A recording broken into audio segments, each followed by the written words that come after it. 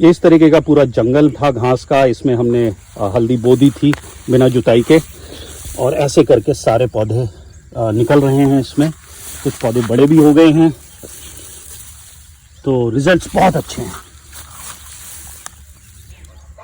No tilling या बिना जुताई की खेती सुनने में जितनी इंटरेस्टिंग लगती है, उसके चैलेंजेस भी उतने ही हैं। स्पेशली जब आपके खेत बड़े हों, आपके पास ड्रिप इरिगेशन ना हो, जिसका मतलब है कि आप एकड़्स में काम कर रहे हैं, और फ्लड इरिगेशन है, इसका मतलब है ट्यूबवेल है और ट्यूबवेल से पानी एक साथ जाता है खेत में, तो ये चैलेंजेस और भी बढ़ जाते हैं। इन सब चैलेंजेस के बावजूद हम कार्बनिक में ये कोशिश करते रहते हैं कि किस तरीके से हम फिर भी बिना जुताई करे मोस्ट ऑफ द क्रॉप्स उगा पाएं।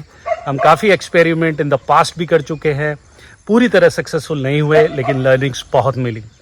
इस बार हमने एक और एक्सपेरिमेंट किया है हल्दी के साथ, जिसको हमने बिना जुताई बिना प्लोइंग के सीधा हाथ से खुरपियों के द्वारा बोया है, और उसके अच्छे रिजल्ट्स अभी तक हमें मिले हैं। इस वीडियो में मैं वो ही शेयर करूंगा आपसे। दोस्तों, ये है वो खेत जो पहली नज़र में आपको घास फूस का एक जंगल दिखेगा, लेकिन अगर आप इसको क्लोजली देखेंगे तो आप पाएंगे कि यहाँ पे हल्दी की बुआई हो चुकी है, और सारी हल्दी ऑलमोस्ट निकल गई है। 90% जो छोटी हैं वो अभी आपको शायद ना दिखाई दे, बट जर्मिनेशन ऑलमोस्ट सबका हो गया है। और ये हमने बुआई की थी बिना जुताई के। इससे पहले इस खेत में मूंग ली थी।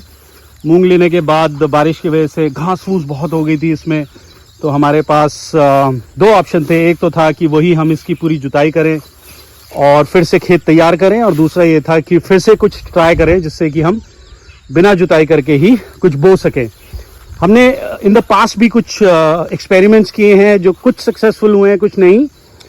लेकिन इस बार हमने सोचा कि कुछ ऐसा करते हैं जो ज़मीन के अंदर जिसके फल होते हैं, जैसे कि हल्दी, तो उसका रूट सिस्टम अलग होता है, उसका पूरा जो स्ट्रक्चर होता है वो अलग होता है। तो हमने सोचा इस बार ये ट्राई करते हैं। तो अभी तक काफ़ी एनकरेजिंग रिजल्ट्स हैं। ये देखिए सारी जर्मिनेशन है, बस ये है कि छोटे छोटे हैं अभी, तो शायद दिखाई नहीं दे रहे हैं।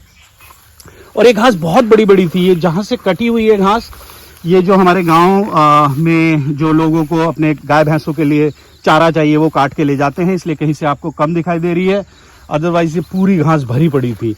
तो हमने लेबर लगा के मैनुअली खुरपे से सीड्स इसमें डाली हैं, और एज यू कैन सी अभी तक मुझे कोई भी दिक्कत इसमें नज़र आ नहीं रही है। जहाँ जहाँ ज़्यादा घास है, ये धीरे धीरे जो हमारे गांव की ग्रामीण महिलाएं हैं वो उसको काट के ले जाएंगी, और नेचुरल मल्चिंग हो गई है। अदरवाइज इनकी मतलब सीड जर्मिनेट हो रहे हैं, और पहले से ही इनकी मल्चिंग ऑलरेडी हो चुकी है।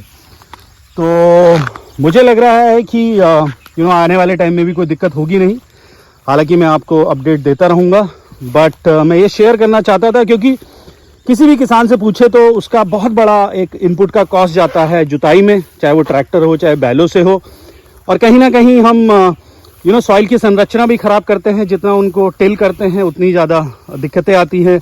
नीचे के जो माइक्रो ऑर्गेनिज्म हैं जिन्होंने घर बनाए हुए सारे टूट जाते हैं, और स्ट्रक्चर थोड़ा ख़राब हो जाता है। तो नो टिलिंग अच्छा है, बट प्रैक्टिकलिटी पे भी ध्यान रखते हुए अगर हम वो कर पाएँ तो इससे अच्छा कुछ नहीं है। एक ये भी खेत है जिसमें हमने एक्सपेरिमेंट किया है धान को लेकर, क्योंकि आपने देखा होगा, मैंने वीडियोस में भी बोला है कि कितना पानी यूज़ होता है धान की खेती में। हर समय पानी भरा रहता है, जिसके कितने घातक परिणाम हो सकते हैं।